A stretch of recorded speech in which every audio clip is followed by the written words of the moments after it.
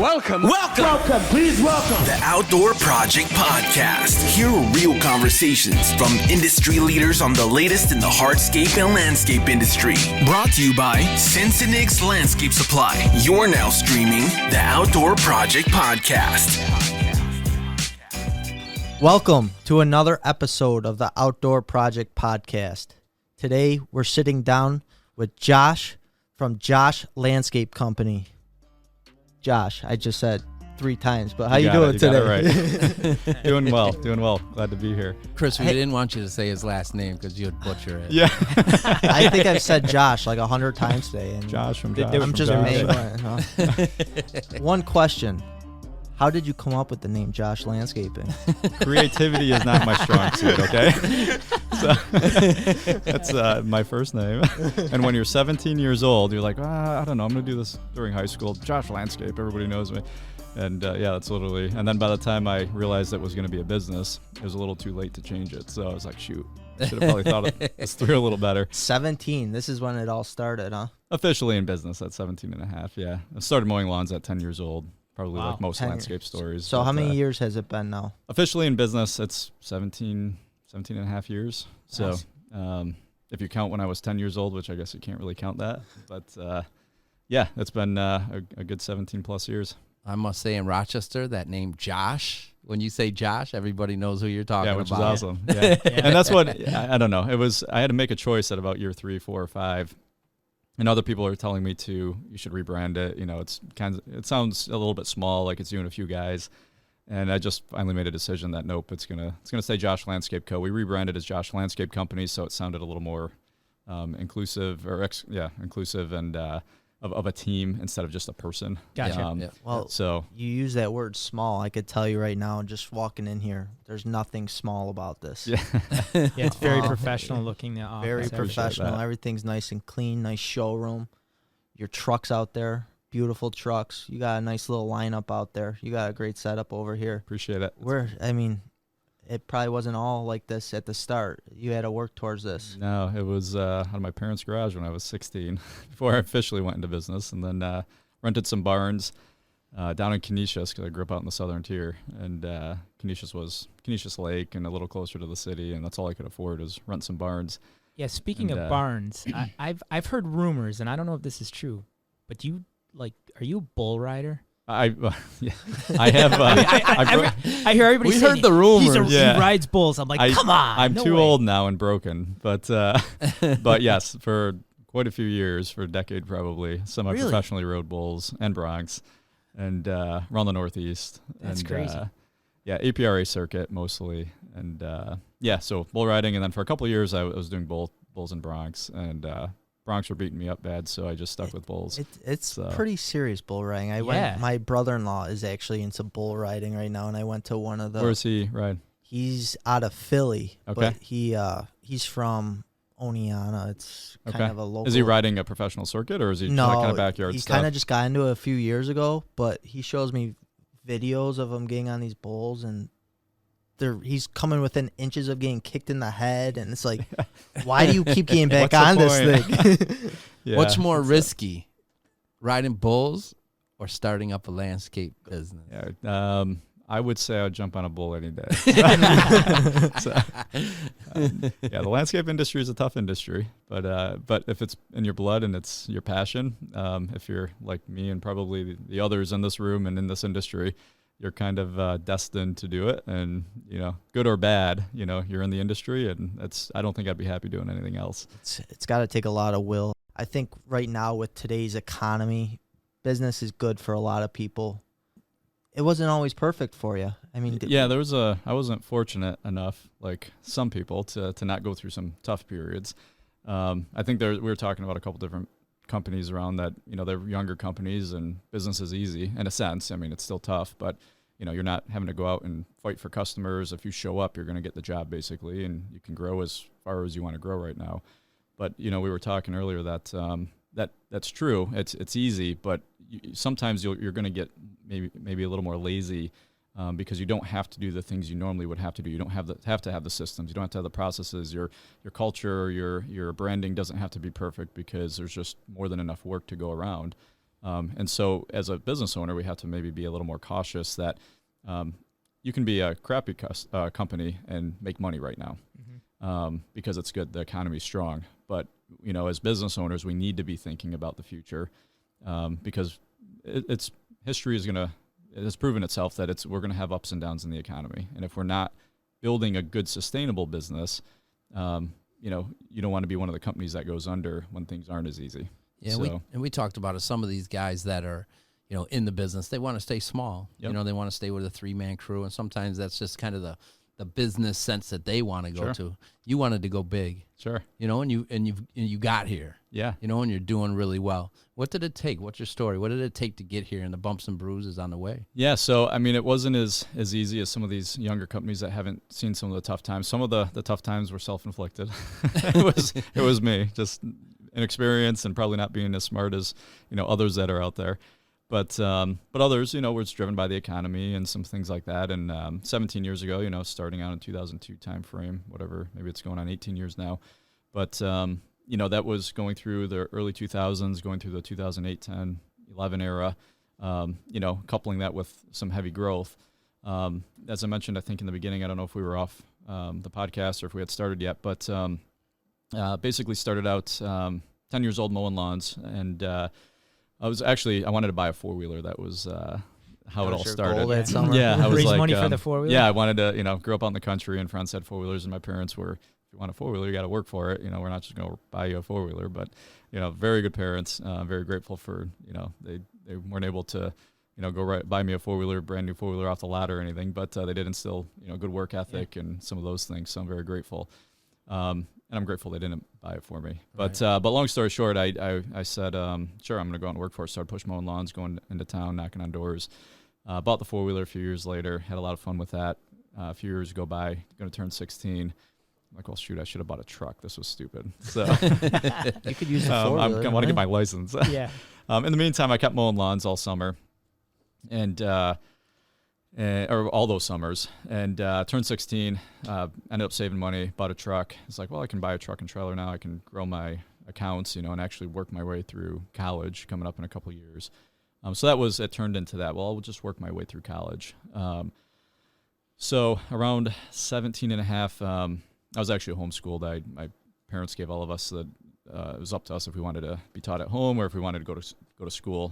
My sister went to high school. She wanted friends and whatever, so she went to school. I was already mowing lawns. I'm like, well, no, that's going to cut into my production time. So Already I'm thinking like a just, businessman. yeah, I'm just gonna I'll finish my high school education at home and be able to keep growing the business. So I turned 17 and a half, graduated from high school, and I thought, if I'm going to make this a business for college, I might as well go get some introduction courses. And there was a course at Cornell Cooperative Extension, introduction course to horticulture, 3 months course, basically all the basics of landscape. Went through that, and out of their companies locally were recruiting. And so I thought, well, instead of making my own way and figuring this out, I can just go work for somebody now that I can make more than minimum wage. Went and interviewed with now a local competitor. And they sat down. I walked in their facility, and I'm like, wow, there's trucks and office and all this stuff. I had no idea this was an industry. I grew up out in the country mowing these lawns in town, and no one spends money on that stuff. So I sat down. They said, well, you're not 18 yet because I graduated a touch early, and so you can shovel mulch. And I'm like, well, I have my own truck and mowers. Like, I was insulted. You're 17, 18 years old. You think you're all grown up. And I'm like, offended that they would say I'm, You're not an adult yet. So I was respectful, but I got up from the interview once it was over, and I walked out, and I'm like, forget these people. I'm going to be better than these guys someday, and this is what I'm going to do for a career. I had no idea this was possible. Yeah. And so from that point forward is kind of when I kind of made it my purpose to become the best landscape company in Rochester. And that's when all the hard part started.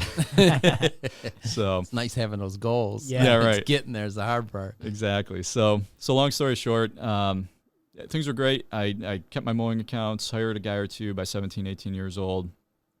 Continued growing the maintenance side, the mowing, residential. That's all I really knew. Continued advertising. Was going to college for horticulture. Thought, okay, well, I'll go to college for horticulture. Took a handful of classes for horticulture. Realized that once I had my design classes and a couple plant ID classes and a few things for a horticulture degree. I realized it was kind of a waste because from there it was just a bunch of nonsense after those specific classes. So I transferred for business, continued going for my business degree. It took me I should have had a doctorate degree by the time I was done. But it's funny, we were talking to Premier Outdoor from New Jersey, and he said, about 6 years, and I fell short of my associate's degree. Yeah. It seems I did very finish common. my last class, so I finally got it. But so it was just growing the business over the next few years. The hardest part for me was coming out of the field, though. What I thought was going to be the hardest part. It was a big transition because I went from mowing. It was easy to get my mowing crews over to a few key guys that worked directly with me. I went into selling hardscape myself, me and another guy or two. So I would sell in the evenings, go to college some days, had my two mowing crews, and install during the day, sell, and try and make it all work. After a year or two, I had a crew that was ready for hardscape, and in order to keep everybody busy, I had to kind of come out of the field because I was doing book work, trying to get it all going. And keep it all going, really. And I was like, man, I just don't have time. I got to come out of the field. And that was a big transition because it's like I go from producing income to just being an overhead expense. And to me, that was a tough thing to do. Looking back, that was easy. But at the time, it was a big transition. Was it like giving up the control of the work, or was it just? No, it was strictly money side of it. Having to go from, I think it came down to, I trusted my guys and it was fine. And I was involved, but it was, can I make this work? Am I going to be able to afford to do this? Can I, how can I pay myself or make money still if I'm not producing and billing work? Because I was probably short-sighted at the time. I didn't quite understand everything that I do now. But, as you're a young company, that is a big transition for a lot of companies. I mean, that's a big thing. It's just you coming from the field, hiring these guys and being able to trust them with you not being there. Some people can't take that step, and I think that's what keeps them from growing too big. Yep. The fact that you said, okay, I'm going to start bidding on work and try to stay out, let these guys make the money and let me do something else to try to bring in more money. Yeah, absolutely. Yeah, and it was, and I knew that's, well, it started with me. I mean, ultimately, ever since that time walking into that local company, I won't name names, but and kind of resolving in my mind that I'm going to be better than these guys someday. I knew that had to happen. I knew I wanted a real business, not just a job. Yeah. And I knew that was part of it. So I think in my mind, right from day one, I'd already just given into the fact that I'm going to have to let other people do some things. Yeah. But yeah, it is for a lot of business owners. For me, it was more financial, like how can I make this work? And which a lot of business owners, it's the same thing. And then part of it is the control of not doing the physical work. Some people just can't let that control go. And if you want to go to the next level, the biggest thing that I've learned, and that's the first example, and it's been many steps along the way of having to let go in order to go to the next level, you have to kind of let go. Yeah, a lot of owner-operators are on the job sites. You don't lack any craftsmanship because there's there. So that you always do have that worry that, now can I afford it? And are these jobs really going to turn out the way I want them to? So right, there's absolutely. That. And it's your name that's on it. Yeah. And for some reason, I was fine with literally that. your name. Yeah. Yeah, my name, my first name, because I was so uncreative, as we established earlier. So. Well, you've created a culture, and I mean, it's gone through this many years. I mean, you started the business with that culture. You've handed it down to your employees, and it seems like you still bring that to work every day with your employees and you. I would say yes, that's true, but it wasn't always like that.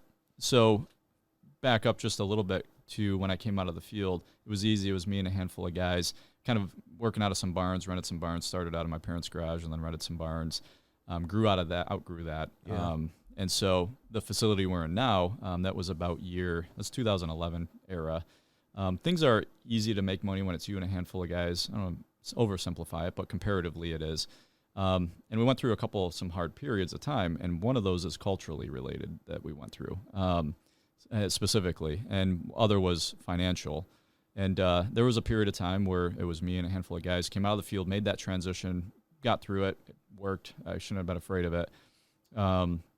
Next transition was overhead and moving into a real facility like we have now. Mm-hmm. And some barns and things like that. It was a lot less costly. So moved into here. Business was good. We were doing probably $1.5 million the year prior, in sales out of those barns, and saw this property. I was looking all over, and this property came up for auction. Was very fortunate enough to find this property.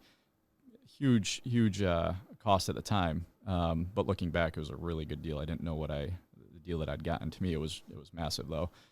Biggest thing I'd ever had to purchase. But moving into here, it kind of changed the whole structure of things. We're like, man, we're now in the middle of our market versus way out in the middle of nowhere. We were getting a lot of exposure. Business could have doubled it, so I hired managers, I hired people, I put on several more crews. So we went from $1 million and a half company to that first year out of this facility, a $2.2 million company. And really, that was the unknown. In what sense? You had no clue how big you were going to be Sure. moving in here, and could you afford it? Yeah, I didn't know what to, and come to find out I couldn't afford it. So long story short. You got too big, too fast. Well, kind of, yes, without knowing some lessons that I needed to learn. So looking back, I kind of, and we're kind of jumping around with the story, which is fine. Yeah. So I apologize if I'm kind of all over the place with this. No, But looking back, I kind of, at one point, and I didn't get resentful, but it was a little bitter because some of those guys we were talking about before we went on air here, they never had the ups and downs. Mm-hmm. And so that rough period of time, which we'll talk about, I look back and I was like, or while I was going through it, it's like, it's not fair. Why other people, they don't have to go through these tough times. And, I wish I was smarter. I wish I made better decisions, whatever caused it, but looking back, I'm extremely grateful for the tough times. So what I'll say to maybe those who are listening, if you are going through the rocky road of growing a business and figuring it out, I would not have been able to get to the point we're at now if I didn't go through the rough times that we went through. Because honestly, the lessons that I learned, if I didn't learn those lessons, I would never have learned them. I wouldn't have learned it from college. I wouldn't have learned it any other way other than going through those rough periods. And so now it went from being a little resentful of like, man, this isn't fair, to overly grateful that, because it's now the stars are the limit, I said, what kind of changed that? What did you do that all of a sudden flipped the switch that it went from somewhat of resentment to, driving a big business and making it turn into something very successful? Sure. Well, I guess in order to get to that, I'll continue on with the story of kind of where we came from and where we are to where we are now. So that 2011 moved into here, and it was really, really rough. Managers, I was hiring people. I didn't understand anything about culture, and that's kind of going back to your point. The culture side of it was one of the biggest components where we had some issues. And then financial side too. I didn't understand pricing. I was pricing kind of how I used to price out of the barns. I didn't understand overhead. I didn't understand gross profit margin. I didn't understand some basic things. I went to school for business. I'd already taken all my accounting classes, but did you find yourself pricing just to get the job, to make sure I you had jobs? No, I wasn't doing that purposely, but I didn't know my numbers. Yeah. And in order to run a business, you have to know your numbers, and you have to be a numbers person. Even if you don't like it, but you have to discipline yourself to be, whether you enjoy it or not, because that is a huge part of running a business. And so between the cultural piece, we had quite a few hiccups with that. I had people, I had no idea. I was a young, naive kid that grew up out in the middle of nowhere, and I didn't know people would be intentionally just rotten, and they would potentially try and undermine and ruin things. And it's like, well, why would so-and-so do that? I had no idea a culture even existed. I was like, well, I'm a good person. The other people I hire, why would they not be good people? I had people stealing from me. I had people purposely trying to destroy culture. They were just rotten, bad people. And so I had a lot of good people too. I don't want to make it seem like that wasn't the case, because a lot of those people are still with me. All it takes is a few bad There was apples. only a couple, two or three, and that's what it was. One cancer in an organization can really do some damage. Absolutely. So going through that rough period of time, there was about a 2 to 3 year period where I was losing probably $100,000 a year. My parents they don't come from money. My family doesn't come from money. It's not like, someone's just there to write me a check. Some people are fortunate enough to be from those circumstances. I unfortunately or fortunately wasn't. And so that kind of anything that I had saved over the course of when things were easier, I had to put everything into the business. I had to finance everything I could. And it was either, it was tough. It was payroll to payroll. It was, it was probably the roughest period of my life of having to go through that kind of stress of growing a team. I had 20 plus people working for me at the time. Payroll at the time was probably $20,000 a week or 20,000 a week, which is, I look back, I would kill for that now. But, Even, I mean, but it's still a lot. But yeah, I mean, when you have that kind, I mean, it's like, and you're losing money, and I didn't understand why. I thought I was pricing fair, and I was at my wit's end, and I didn't realize the undermining, the cultural, I mean, just the things that were happening. And so going through that whole process, some mentors of mine, honestly, I give a lot of credit to my mentors, and Marty Grunder being one of them, and I've worked very closely with him for years, personally mentoring and working with his group, and Marty actually challenged me. I was on the phone with him one day, and he brings this up as well, and he's just like, I'm not complaining, but I'm like, I mean, that's a lot of stress, and for those who are out there who have felt that pressure before, and you don't know how you're going to be in business the next week, that's a lot of pressure and weight. Did you ever think of quitting or just throwing your hands up and saying, I'll go work for somebody else now? I mean, I'm done. Yes, it was never really an option. My You didn't want to shovel rodeo mulch. side, yeah. No, I mean, I'm not afraid of physical labor. Yeah, right? no, I know. But yeah, I mean, my rodeo side is I'm not going to quit till I'm knocked out Yeah. or It's head One set of in the those ground. things. He can't quit because you got all these employees that You feel trapped to a point too. Yeah. Absolutely. They Where gotta how can Supporting their families, families. etc. yeah, absolutely. How do you quit? You can't quit. You want to keep going, but there's no point in keep going. So there was a period of time where it was pretty rough, and it was. Was it start to your kind of recovery? Was that going out and finding a mentor, or what was that? I was already next part step? of that. Okay. And Marty and I kind of got a little upset with Marty, and he kind of pushed back on me because I'm frustrated. I don't know which way to go. And Marty basically, and I'm like kind of blaming Marty, and I'm blaming my employees, and I'm blaming the 2 or 3 bad people that I have working for me, and which they were gone. Marty, I had worked through that with my mentors, and got rid of those people, started working on culture, and Marty's like, you need to just stop blaming people. Stop, either quit, like stop blaming everybody else. Stop blaming your past. Sure, who hired those people? Yeah. You hired them. Who decided to price your work or whatever's going on? Stop, take full responsibility, or quit. That's one or the other. And I got kind of annoyed at him for, it's like I'm paying him, to be as part of the mentor group, and you're gonna disrespect me like that. I didn't say that to him, but you have that emotion, and so I had 2 options. I could either quit, or I could stop blaming, take full responsibility, and fix it. It's weird. As you were talking, in my head, I'm like, he was playing the blame game.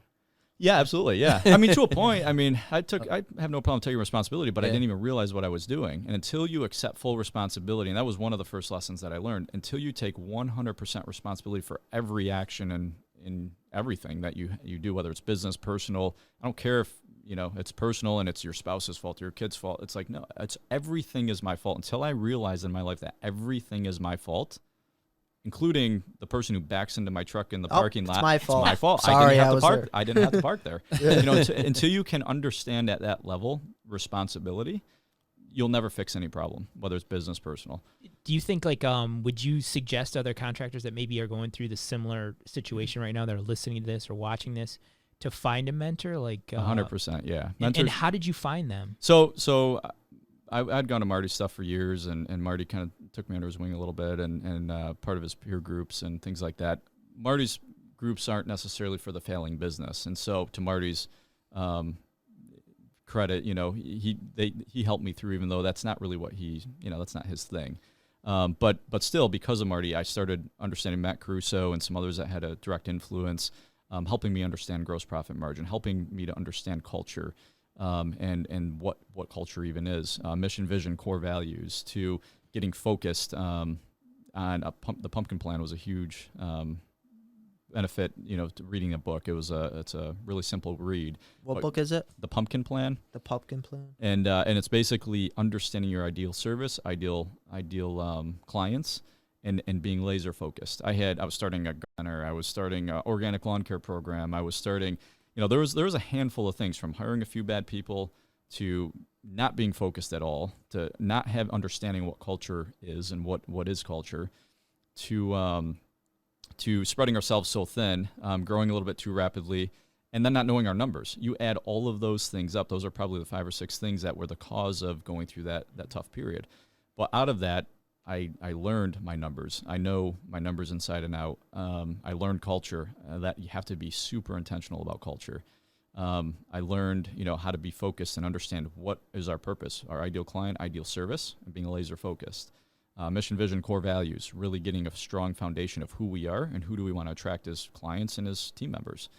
So really getting all of those things together, and, Matt Crusoe, Marty, and others were, instrumental.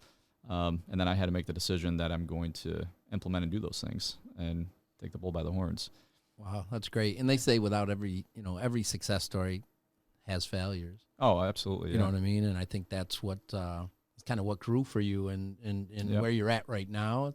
It's important to go through that. Absolutely. So coming out of that, after I took full responsibility, said, you know what, I'm going to fix this. I'm going to learn. Even if Marty isn't able to help me in some of these areas, Marty's great in certain areas that he's good at. Other areas, that's not a specialty. So I had to go seek out, how to figure these things out. And I made it my purpose that I'm going to figure this thing out. I'm not going to quit.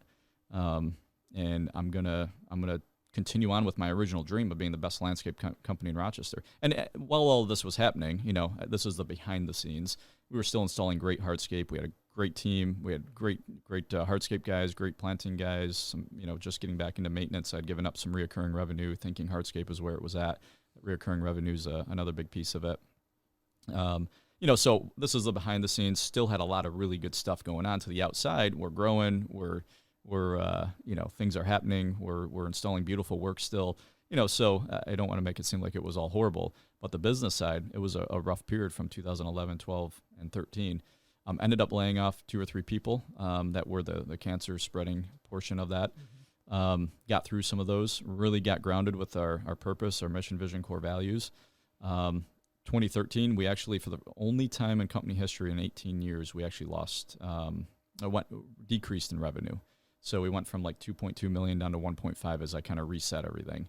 And then from there, from 2013 on, we've had our best years that we've ever had. And we've more than, 5-6 times, whatever that would be, I'd have to do the math, growth. And our team is developing. We're, from our install to our leadership to, profitability. We've had our most profitable years the last, 7+ years now. And, thankfully I've went through those tough lessons and very grateful for it. What's your goal for the future? I know that chart keeps just going up and up profit-wise. I mean, are you looking to keep getting bigger and bigger? Are you trying to even out at some point?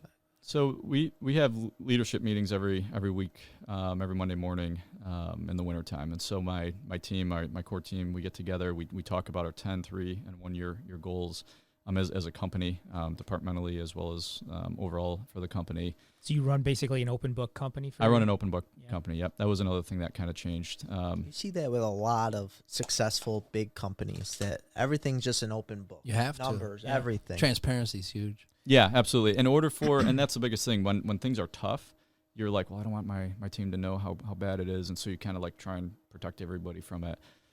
Looking back, that was the wrong thing to do. The Great Game of Business is another really good book.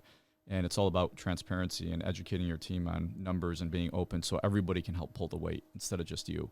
Well, I find working with your guys in the field and stuff, they happen to be some of the most positive people. Yep. I mean, every time I show up on a job site that they're working on, they're always smiling. They always seem like they're having a good time. And it's kind of refreshing because, like, I know, like, your guys will install concrete and stuff, but when the one job over on, I don't know if I could say the actual spot, but on Calkins, okay, you know what I'm talking about. Yep.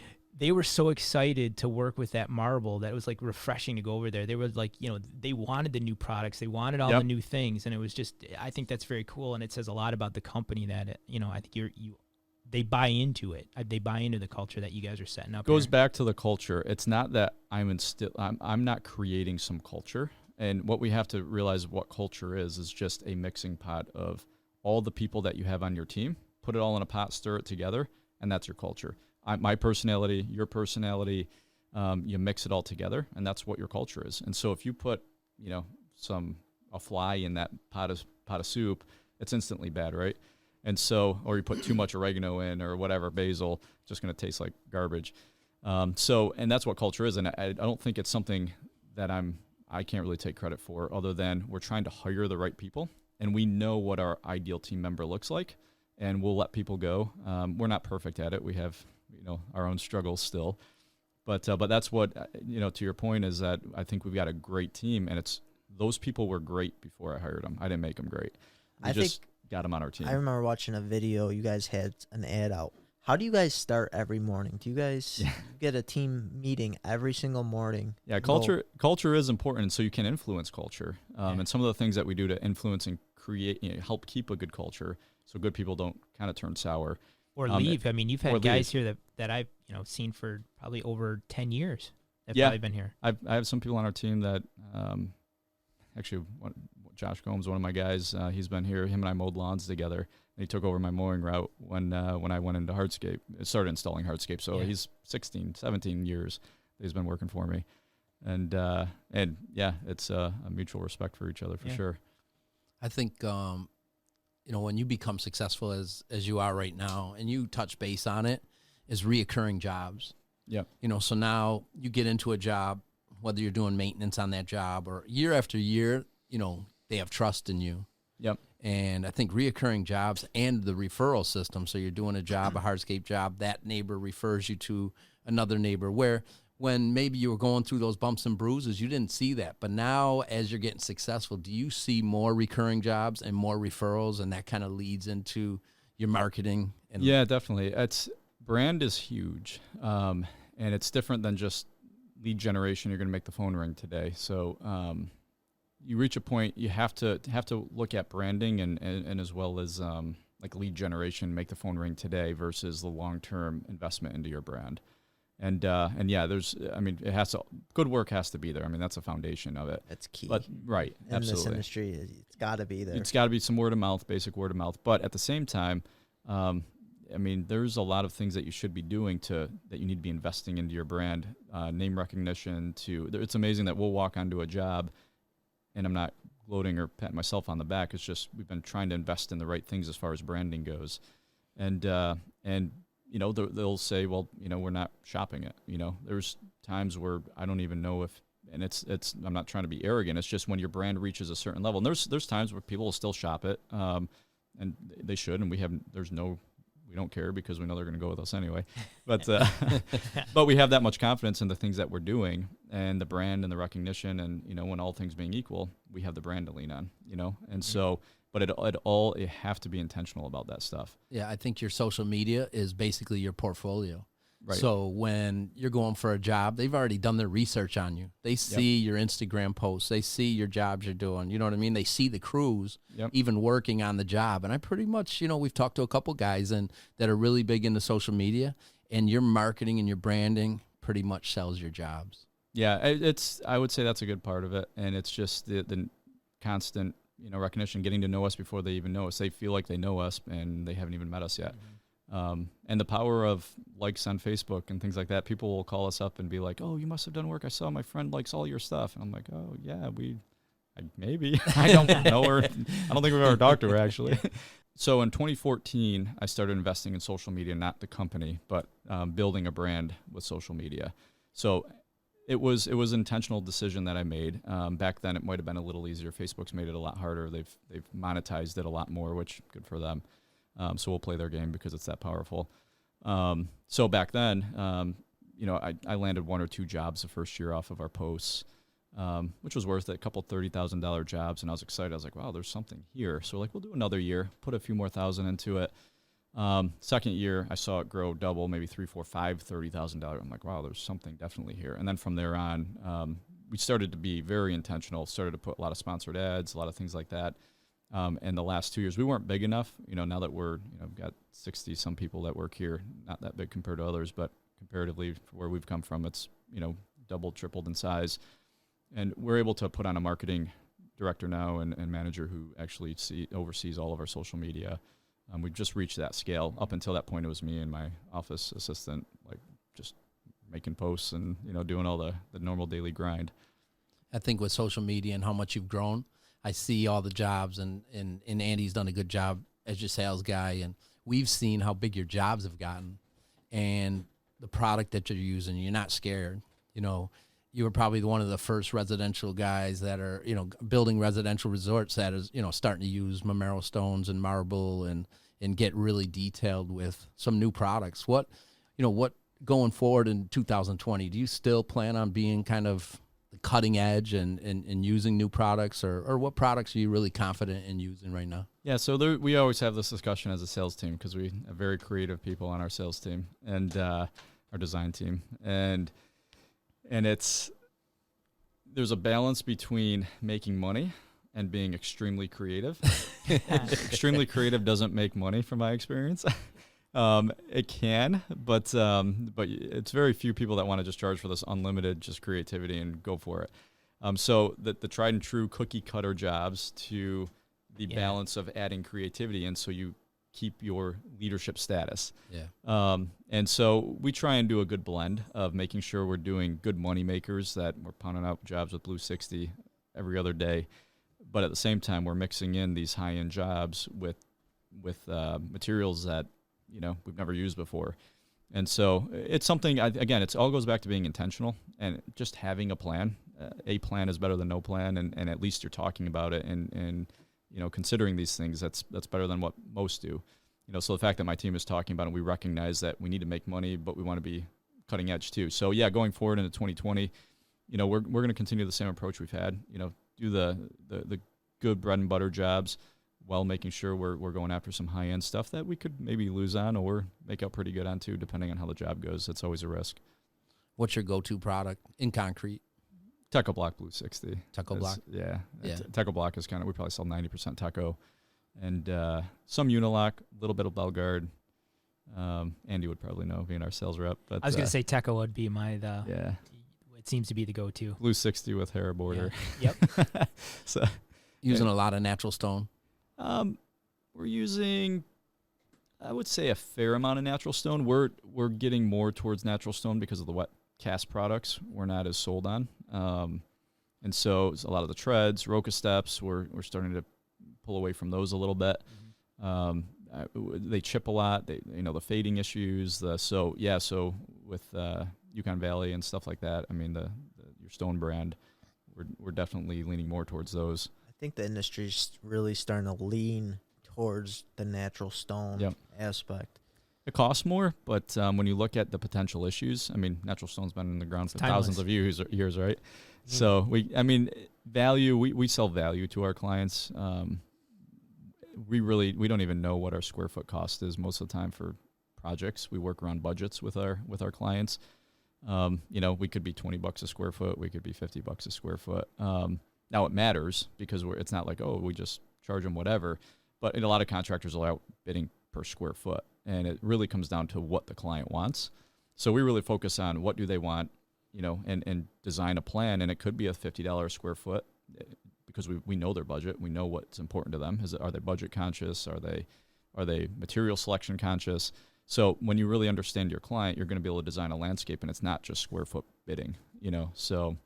Yeah, Josh Landscape, for everybody out there, whether it be a retail customer or other contractors, do you do just basic walkways? Oh, yeah, absolutely. All the way up to that really big job in Webster with that pool house. Yeah, we do from anywhere from a $2,000 walkway up to, $300,000, $400,000, $500,000 backyard. Yeah, resort. literally building a house in the backyard. Absolutely. Which is probably nicer than most people's houses. Yeah, it's gorgeous, and it's probably our it's definitely, we want to have it in our portfolio for sure. It's going to be amazing. We're closing in on it, and it's you get on some of these big multiple $100,000 jobs, and it's not a 3-day or 3-week project. Moving parts of heated floors and to fully finished on the inside, and outdoor kitchens and all the custom travertine pieces that it takes weeks just to get the custom windows and travertine pieces, months even. So so it's definitely a fun project, and we do. Do they keep you up at night on some of those big ones? The stress can be there, the pressure, because there's always issues, always problems. So I work hard enough during the day that I usually don't get kept up at night, because when it's time to sleep, I need to sleep. Those problems can come with any job. And I think that's what's cool about doing these podcasts, because we've sat down with these guys now. Some of these contractors only want to do big jobs, and they only want to do maybe 5 or 6 a year. Some guys only want to do the small ones. I think it's cool hearing your story, how you like having that broad spectrum of jobs. Like, you're not afraid to do a little 80 square foot walkway. Yeah. Well, I think the biggest thing, too, we were talking about, a lot of those guys that we're talking about were kind of owner-operators. Yeah. So we got Josh. He owns the company, half designer, too, as well. Yeah, I do a fair amount of sales. That's actually, we talked about stepping out of the field. Yeah. The next thing that I'm transitioning, I'm going through the same issues I was when I had to come out of the field as coming out of sales. And relying more on my team because I sell a lot of the work for the company. I know you said you do design too. Do you? I don't design. We have a full-time designer on staff, so I used to. You don't even dabble in it. I do chicken scratch notes and give him, hand off to him, and then he takes all the design and puts it into CAD and SketchUp and all that stuff. So what do you do now? So nothing. I do podcasts mostly. I think what I know. As you grew, you were the first one to do 3D designs. I would say that's probably one of our differentiators. Yeah. We can stand up against anybody when it comes to our designs. And how do you think that helped your company grow? So, yeah, absolutely. And it's whether it's designs or whatever the niche is, you have to have some kind of differentiator to separate yourself from your competitors. And so from day one, I was not ever very smart, but I always knew, there was few things that was simple to me. Like I just have to make the industry weaknesses my strengths and people are going to call me. And so I didn't really know business and your key differentiators and mission, vision, core values and all those things and all this, fancy stuff. But I did know that from when I was 16 years old, I always said, just make the industry weaknesses our strengths and we'll be successful. So professionalism was always, and I looked at like landscapers, roofers, it's horrible. Guys are running around on mowers with their shirts off and no professionalism. So there was 2 or 3 things. I had several key differentiators. I just didn't know that's what they would be. Yeah. So design being one of those things for us at the time, that was something that we valued, that we're like, okay, that's going to be one of our things. To somebody else, it might be something completely different of how they're going to separate themselves. Yeah, But outside guy looking in, it just seemed like that was the Kickstarter for you. Yep, because And I at the think time we talked about it a lot. we maybe, probably did, yeah. Yeah. But at the time, that was a weakness, Maybe that's not the industry's weakness anymore, and a young guy coming up might need to look at and evaluate what's going to be their key differentiator. I think you not being on the job sites, and again, I notice these things just outside looking in. You hired a project manager that is crushing it right now. Yeah, so you don't have to worry about those big jobs, the walkways. He can balance 4 or 5 jobs that you have out there. Yep. How did that affect your growth?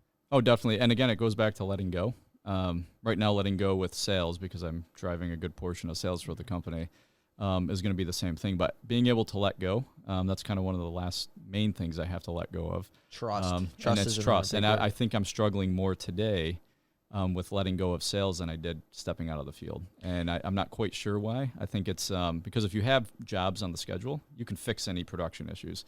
If you let go of sales and you don't have any jobs on the schedule, there's nothing to fix. Yeah. Like you just don't have any jobs. Yeah. So I think that's why I'm struggling a little bit more. But yeah, having key people that you can trust and hiring and understanding who your ideal team member is. And again, it goes back to core values, your culture. Who are you at the core? You need to be hiring people that, and yeah, we've got an awesome team from Sean and Murph as project manager, Neil, and the whole team. I mean, we've got dozens of people, but I got to say, Neil's probably the happiest guy I've ever met in my life. always smiling. Yep. That guy, I don't think I've ever seen him on a bad day. Yep. There's so many companies that have a hard time finding good character people. Yep. How do you find these people? A lot of work. Again, it goes back to being intentional. I'm not like this big energy person, and all this garbage that people talk about. I don't even know. There is something to what you put your mind to and what you set your mind to. Whether it's energy or all this voodoo stuff, whatever, I don't know. That's not me. I think we're just regular people, so we could talk about it on a regular scale. So I don't know any of that stuff, but I do know that when you do put your energy to something, when you do put your focus to something, and again, it goes back to being intentional. I notice that's, might have a bad team member. You're like, I can't get rid of that guy because I've got so much work and there's nobody. You let that guy go. Until you make that step and you put forth your energy and actually start focusing on it, it doesn't change. You can make excuses all day. Right. And so to your question of how do we find these people, we've decided to not let the problem in the industry of, lack of workforce dictate how successful we are. And we said, you know what, we're just going to go after it, and we're going to find these people. And we know there's people out there. There's millions of people in New York. We only need 50 of them to come work here, and they're out there. So we just have made it an intentional effort it comes with a lot of hard work of understanding, again, your mission, vision, core values, who you are, creating a good place to work. You have to really retain them. Yeah. But it's a whole, and it starts though with making up your mind that you're not going to let that stop you and going out and finding those people and attracting them, and just it's a constant 24/7. That's what we focus on. You said a big word there, maintain people. We're in upstate New York. It snows half the year. Yep. You're not mowing lawns year round. You're getting a good 6-7 months of being able to hardscape and mow lawns. What do you do with all your employees in the off season? Are you able to retain them? Do you lay some guys off? Is everyone plowing? I mean, how do you keep these guys busy year round with such a big team here? So a lot of our managers, salespeople, all those overhead parts of our team, they stay on year round, and we budget it in. So again, going back to knowing our numbers, you gotta be able to create a career for people. That's just cost of doing business. And if it means our square foot price has to go up to $30 or $40 a square foot, whatever it might come out to be, that is what it is. I mean, it's either that we're going to provide a good enough product that people are going to want to pay for it. So those guys are going to stay on. Now we try our best to cut costs wherever possible. We're not just foolish with money, obviously, and just think we can get whatever in the market. That's not the case. But at the same time, if we have good enough people and good enough product, we'll be able to sell it. Our teams out in the field, we do plow in the winter. We haven't really figured out a great solution for that laborer side of things that year round. I keep a handful of my key foremen busy all year. I promise them that we'll find work. We'll work till it snows, and when it's snowing, you can plow. So there are even some guys out in the field that do get generally, 40 hours a week. But there's still dozens of guys that we rely on some unemployment.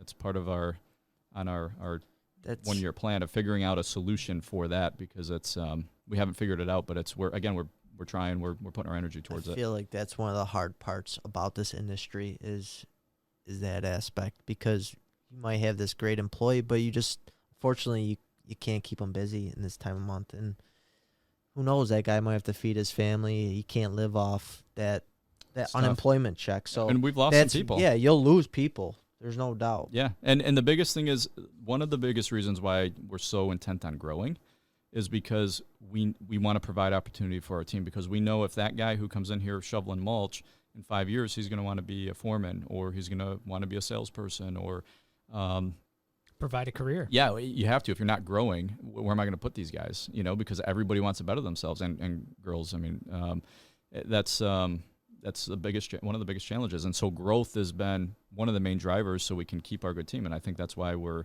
able to attract such good people. We're going places.